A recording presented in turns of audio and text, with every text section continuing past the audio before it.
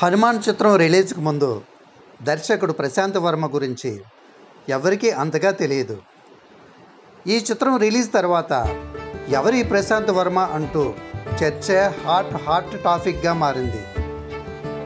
సంక్రాంతి బరిలో హనుమాన్ చిన్న చిత్రంగా రిలీజ్ అయ్యి సూపర్ స్టార్ మహేష్ బాబు గుంటూరి కారం చిత్రాన్ని సైతం క్రాష్ చేసి బాక్సాఫీస్ వద్ద రికార్డు స్థాయిలో కలెక్షన్ల సునామీ సృష్టించింది.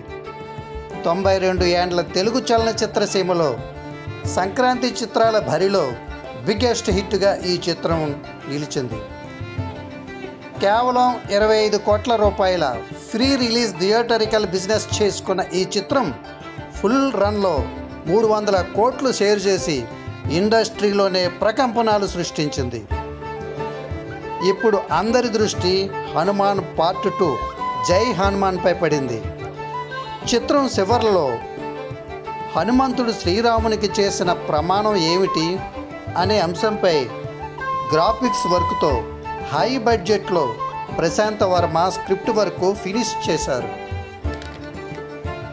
షూటింగ్కి ముందే హై ఎక్స్పెక్టేషన్కి ఊపందుకున్న జై హనుమాన్ చిత్రాన్ని నిర్మించడానికి ఓ బడా నిర్మాత ముందుకు వచ్చారు.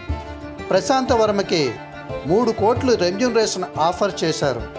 ఎంతటి బడ్జెట్ అయినా ఇస్తానని, టాప్ హీరోని తీసుకొని చేతిలో పెడతానని మాటిచ్చాడు.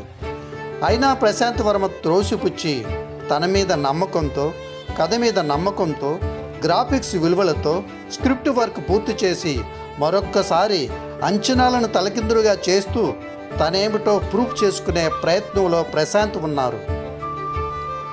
పూర్తి నిడివితో కూడిన హనుమంతుని పాత్రకి మెగాస్టార్ చిరంజీవి, రాముని పాత్రలో చరణ్ తేజ్ చేస్తానంటూ ఇప్పటికే ఇండస్ట్రీలో న్యూస్ చక్కెర్లు కొడుతోంది. నిజంగా వీరి కాంబోలో ఈ చిత్రం వస్తే 2025వ సంవత్సరంలో సుమారు 1000 కోట్ల కలెక్షన్స్ పాన్ ఇండియా మూవీగా నెక్స్ట్ లెవెల్లో ఉంటుందనేది జై హనుమాన్. ఇంత పెద్ద స్కేల్లో స్కెచ్ వేసుకున్న ప్రశాంత్ వర్మ విజువల్స్కి గొప్ప అనుభూతిని కలిగించే రీతిలో మెప్పించే ప్రయత్నంలో తాను ఆశించిన హనుమంతుడి పాత్రకి Daggubati Raja, KGF pan India star ఎస్ పేర్లు కూడా నెక్స్ట్ లెవెల్లో వినిపిస్తున్నాయి. అన్నీ కుదిరితే 2025వ సంవత్సరంలో జై హనుమాన్ ప్రశాంత్ వర్మకి జై ప్రశాంత్ వర్మ అనిపించుకోవటం ఖాయం. చూశారుగా ఈ వీడియో.